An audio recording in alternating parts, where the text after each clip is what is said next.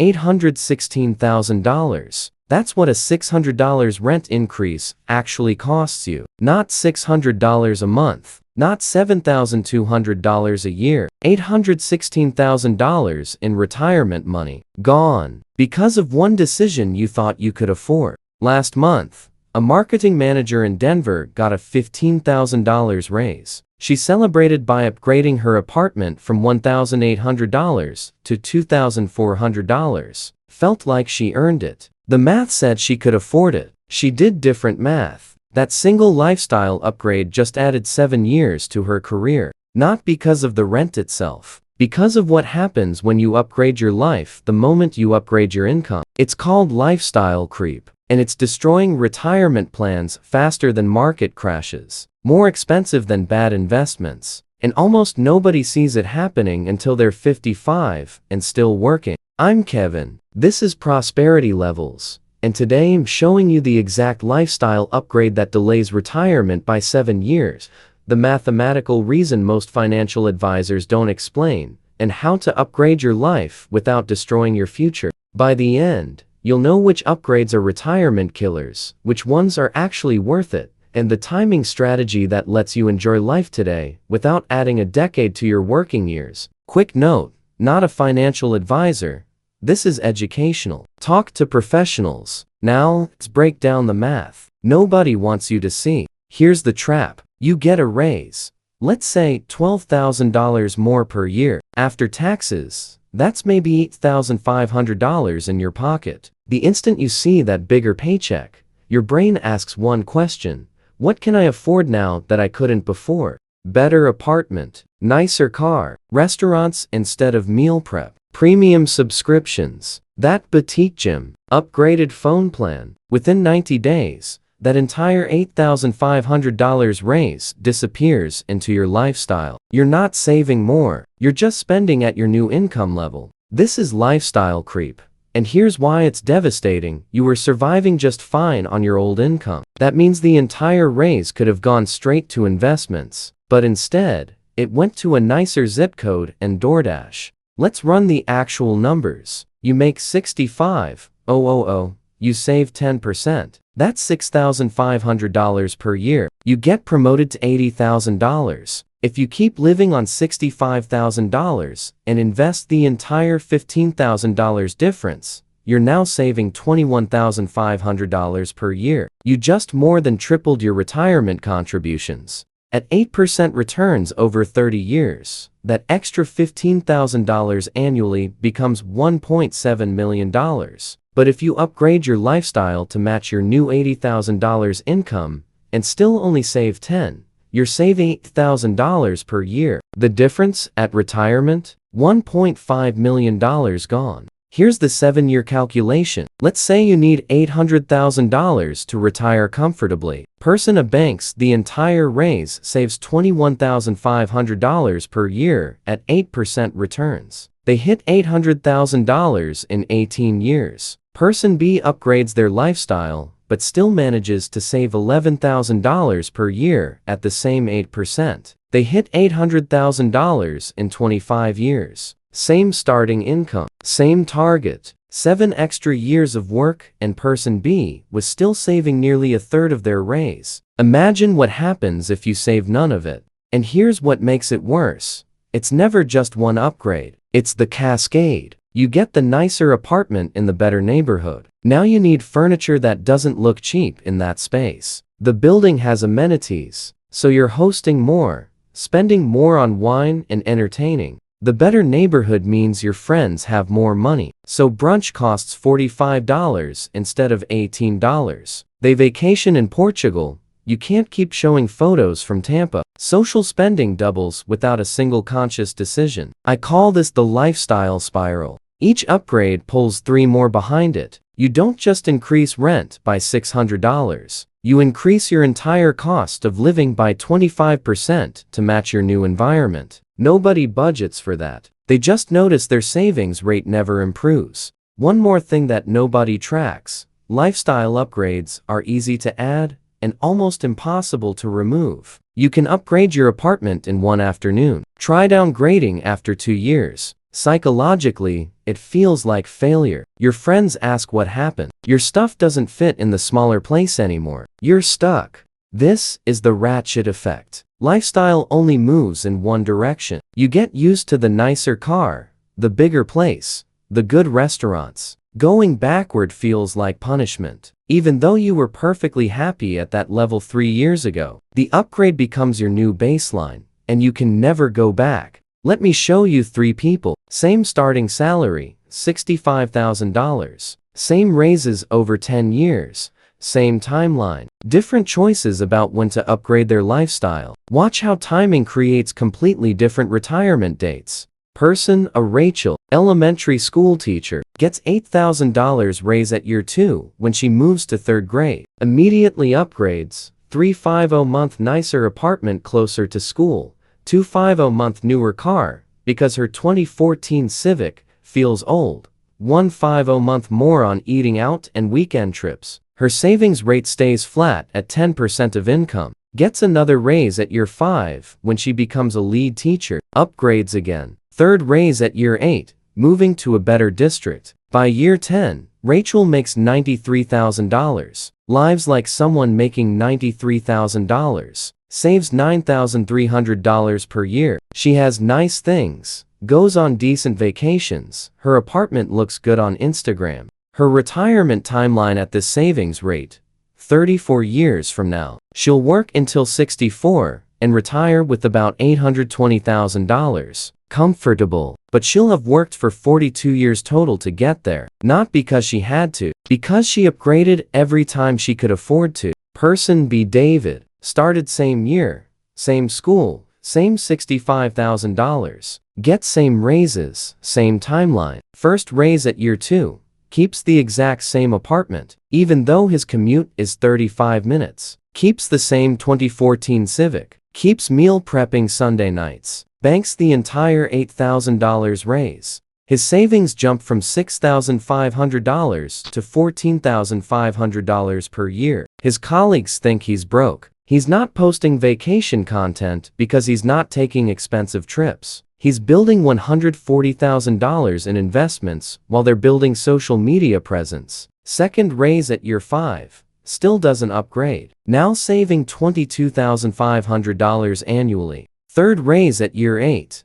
This is where David makes his move. He's been living on $65,000 for 6 years, while earning $83,000. He's built $165,000 in investments, plus compound growth. Now, he upgrades strategically. Better apartment, $400 month more. Buys a clean used Accord in cash, no payment. Takes one real vacation to Japan. Increases lifestyle by $700 month total. By year 10, David makes the same $93,000 as Rachel. Lives on $76,000. Saves $17,000 per year because his base was already so high. Plus, he's already got $165,000 working for him from the early accumulation years. David's retirement timeline, 20 years total from today. He'll retire at 50 with $1.1 million, while Rachel is still teaching middle schoolers for 14 more years. Same job, same income, same school district benefits. Rachel retires at 64. David retires at 50. The difference? David delayed lifestyle upgrades by 6 years. That delay bought him 14 years of freedom. Person C. Aisha, most interesting path. Gets same raises, same timeline, but she does something different. She splits every raise 60/40ths, 60% to savings first, 40% to lifestyle. Not 50/50, she's slightly more aggressive on savings in the early years. First raise, $4,800 to investments automatically, $3,200 to lifestyle improvements. She upgrades, but partially. Better apartment, but not the luxury one. Nicer furniture, but from Artica, not restoration hardware. One good vacation and not 3. 2nd raise, same split. 3rd raise, same discipline. By year 10, Aisha makes $93,000. Lives on $78,500. Saves $14,500 per year. She never felt deprived. She upgraded incrementally, better clothes, nicer dinners occasionally, comfortable apartment. But she also never absorbed the full raise into consumption. Her retirement timeline, 26 years. She'll retire at 56 with $950,000. Here's the fascinating part. Rachel and Aisha both enjoyed lifestyle upgrades. Rachel did it immediately and completely with every raise. Aisha did it gradually and partially. The result? Aisha retires 8 years earlier with $130,000 more. The only difference was timing and the percentage of each raise she protected from lifestyle inflation. This pattern shows up everywhere. Two accountants at a mid-size firm in Charlotte, both earning $88,000. Both get promoted to senior accountant.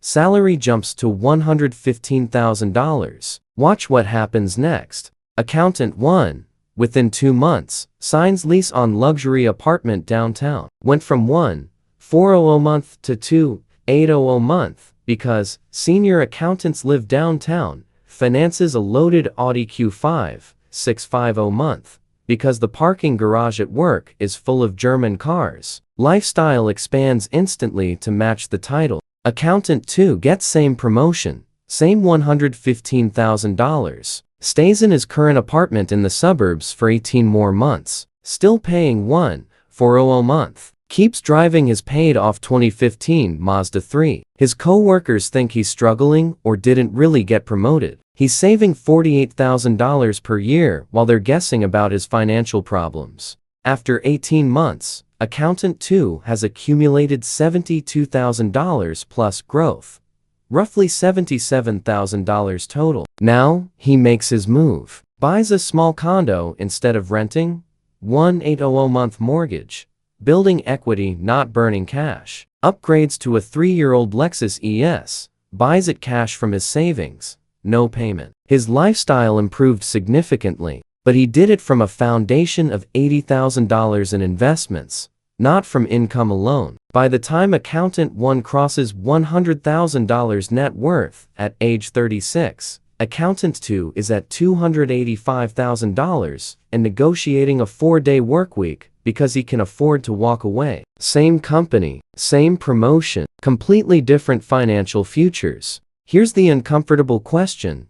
Why do we do this? You get a raise, you immediately spend it. It's not stupidity, it's not lack of discipline, it's psychology, and it's completely predictable. First driver, social signaling. A raise isn't just money, it's a promotion in status, and humans signal status through visible consumption. Better apartment says, I'm successful. Nicer car says, I'm moving up. We're not buying transportation and shelter, we're buying proof that we're winning. I know someone who got promoted to senior manager. First purchase, upgraded from a paid-off Honda Accord to a BMW 5 Series with a $680 monthly payment. The Honda ran perfectly, but in his words, senior managers don't drive Hondas. He paid $40,000 over 5 years for a car that does the exact same thing because of what it signals to strangers at red lights. Second driver, hedonic adaptation. You get the nicer apartment. For 6 weeks, it feels incredible. You love walking in.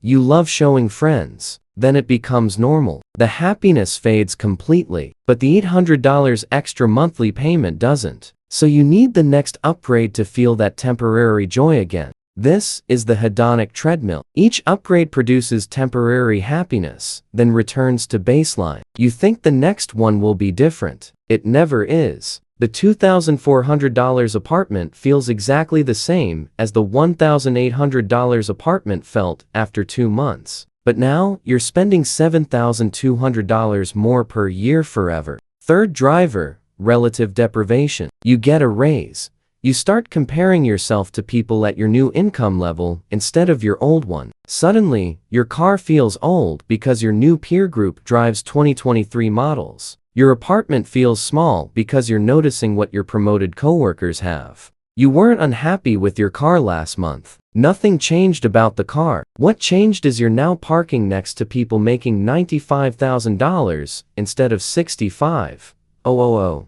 and their cars are nicer. The raise didn't make your life worse. It changed your reference group, and now everything you own feels inadequate.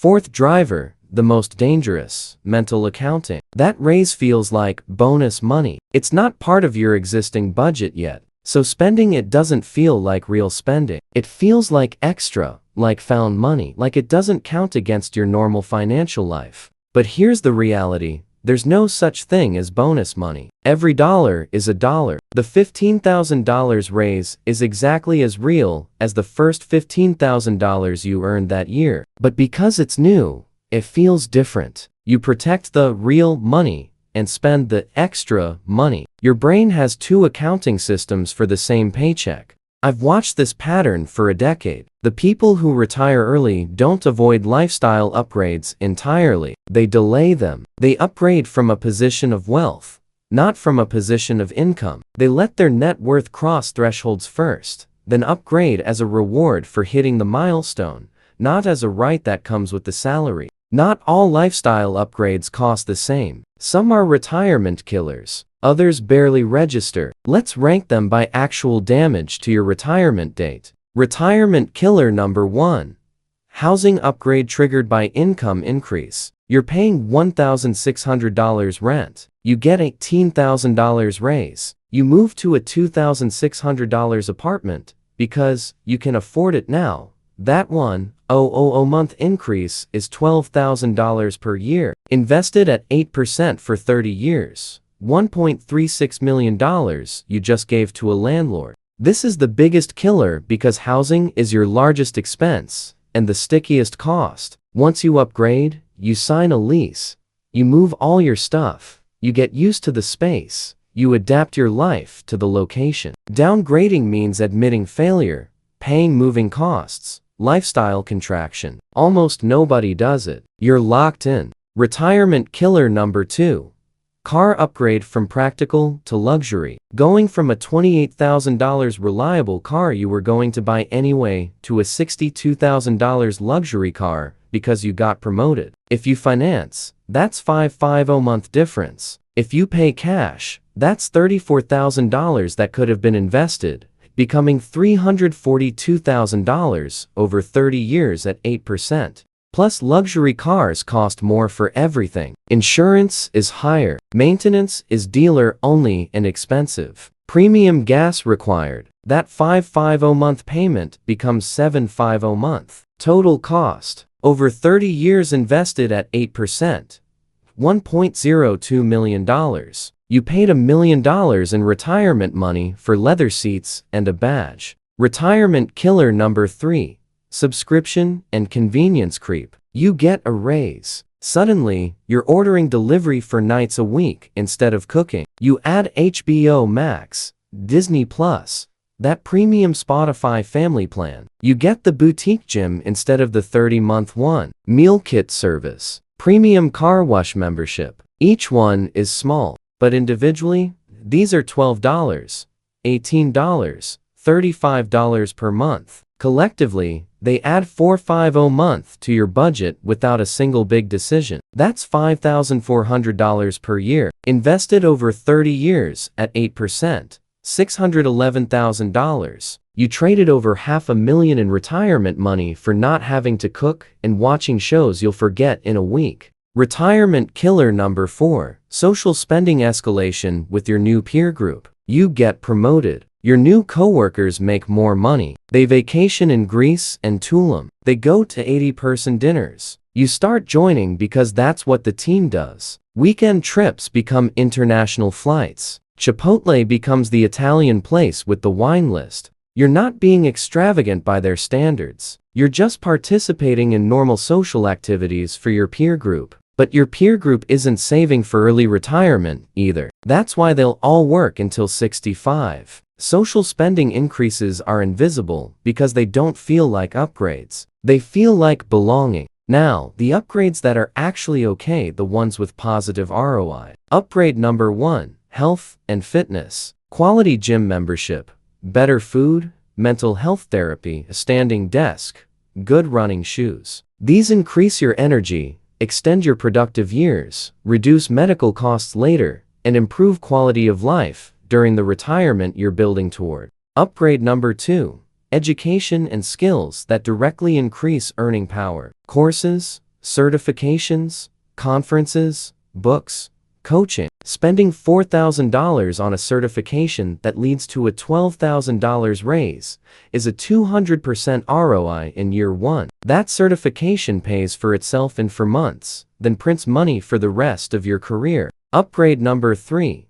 Time-saving services that let you earn more or prevent burnout. House cleaning service if it gives you 4 hours back to work. A side hustle earning $600 a month. Laundry service if it prevents the Sunday night burnout that makes you useless Monday morning. These have measurable positive returns if used strategically, not just for comfort. The difference is clear. Retirement killers are about signaling and comfort. Smart upgrades are about capacity and capability. One makes you look successful to others. The other makes you actually become successful for yourself. You're convinced. Lifestyle creep is dangerous. So how do you actually upgrade your life without adding 7 years to your career? 5 rules that work. Rule number 1. The 50/50th raise. Rule. Every raise, every bonus, every income increase gets split automatically before you see it in your checking account. 50% to lifestyle and fun.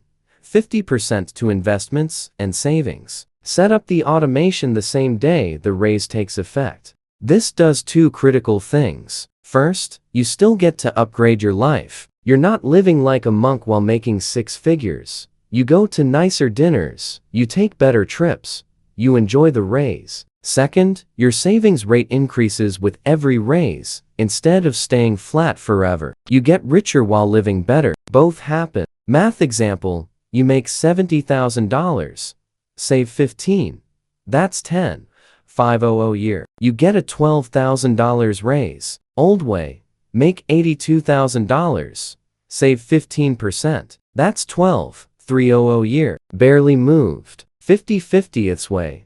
Lifestyle increases by $6,000. Savings increase by $6,000. Now saving 16,500 a year. Your savings rate jumped from 15% to 20% while you still upgraded your lifestyle substantially. Rule number 2. The net worth gate. Don't upgrade until you cross specific net worth thresholds. Want the luxury car? Wait until you hit $250,000 net worth. Want the expensive apartment downtown? Wait until $150,000 net worth. Upgrades are rewards for wealth milestones, not entitlements from income milestones. This forces you to build the foundation first, then add the finishes. You upgrade from a position of security and compound growth, not from hope and a paycheck. And the upgrade feels better because it represents actual achievement, not just your boss approving a salary bump. Rule number 3. Grade 1 category per year. Maximum. Got a raise? Pick one thing to improve. Better apartment or better car. Better vacations or better restaurants. Not everything. Not all at once. One category. 1 year. This prevents the cascade effect. When you upgrade everything simultaneously, you don't notice the cumulative cost until it's too late. When you upgrade one category, you feel it, you adjust, you stabilize your budget. Then next year, you upgrade a different category. Controlled intentional lifestyle improvement instead of runaway inflation. Rule number 4. The replacement test. This is the most powerful one. Before any upgrade, ask yourself, if I had the upgrade first, would I pay the difference in cost to downgrade back to what I have now? If you're upgrading rent by $700 a month, would you pay someone $700 a month to let you move back to your current apartment if you had the new place first? If the answer is no, the upgrade isn't actually worth it. You're buying it because it's new and shiny and you can technically afford it, not because it genuinely improves your life by $700 a month worth of value. This simple question kills about 80% of lifestyle upgrades before they happen. It's brutal. It works. Rule number 5. Delay all upgrades 90 days minimum. You get the raise. You wait 3 full months before upgrading anything. Let the new income hit your bank account. Watch it accumulate for a quarter. See what $3,000 extra looks like sitting there. This breaks the instant gratification link between raise and spending. After 90 days, the raise feels normal. The excitement faded. You're much less likely to blow it on something just because you can, and you've already saved 3 months of it. So the opportunity cost of spending becomes visible and painful. Here's what this is really about. Society has spent billions of dollars convincing you that success looks like consumption.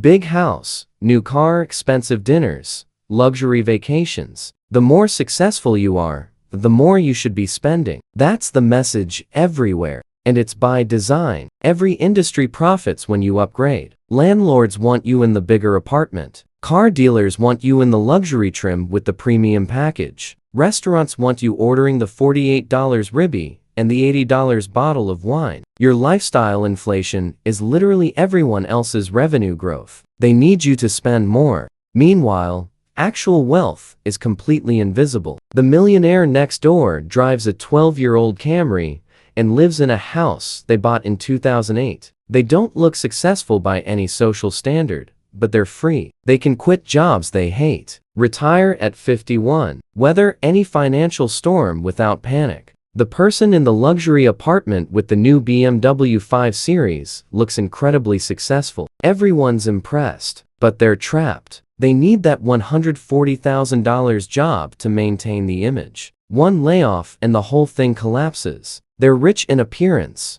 poor in options, the opposite of wealth. So every time you get a raise, you're making a choice that compounds for decades. Do you want to look richer or be richer? Do you want the Instagram-friendly trappings of success or the invisible reality of freedom? Because the math is absolutely brutal. You cannot have both. Not early. Not for a long time. The people who retire early, who have options, who sleep well at night regardless of what their boss said, they all made the same choice repeatedly. They delayed looking successful until they became successful. They lived below their income long enough for compound growth to take over and do the work. And here's the beautiful part nobody mentions. Eventually, you can have all the nice things, but you buy them with investment returns, not with your salary. The luxury apartment becomes completely affordable when your portfolio generates $60,000 per year passively. The nice car becomes irrelevant when you're not commuting to a job anymore. The math always wins. You can spend the raise now and work until 64. Or you can delay the upgrade 6 years and retire at 50. Same money, different timing, completely different life. If this is connecting, hit the like button. It tells the algorithm people want to understand the real cost of lifestyle inflation, not just get sold another course promising shortcuts. Alright, final thoughts. That $600 rent increase doesn't cost $600. It costs 7 years of your life. The car upgrade doesn't cost $34,000. It costs the option to retire at 55 instead of 62. Every lifestyle upgrade you make has a price tag, and it's written in years of labor. We looked at 3 paths. Rachel upgraded immediately every time, retires at 64. David delayed 6 years, retires at 50. Aisha split the difference at 60/40ths, retires at 56. Same starting salary, same raises, same timeline. Person A hit $800,000 in 18 years. Person B hit it in 25. 7-year spread, verified, no rounding tricks. 5 rules. Split every raise 50/50ths minimum. Gate upgrades behind net worth milestones. Upgrade maximum 1 category per year. Run the replacement test before every upgrade. Delay 90 days before spending any raise. You don't have to live like a broke college student while making $95,000. You just have to live like someone making 20% less than you actually make. Do that for 8 years. Let compound growth take over, and you buy yourself a decade of freedom on the other side. The retirement killers. Housing upgrades tied to income, luxury car payments, subscription creep, peer group social spending. The smart upgrades. Health and fitness, education that increases earning power, strategic time-saving services with measurable ROI. You can upgrade your life, just not all at once, not the moment the raise hits. Build the foundation first, let compound growth start working, then upgrade from wealth, not from income, from security, not from hope. The choice is simple and irreversible. 7 extra years of work for a nicer apartment today. Or retire 7 years early and get whatever apartment you want with passive income. Same money, different timing. One life feels successful. The other one is successful. Do this right now. Text yourself one number, the percentage of your next raise you're committing to savings before you spend $1. If you're not sure, text yourself 50. When that raise email comes, you'll have a commitment staring at you before the lifestyle upgrade ideas start flooding your brain. This is Kevin. This is Prosperity Levels. I'll see you in the next one.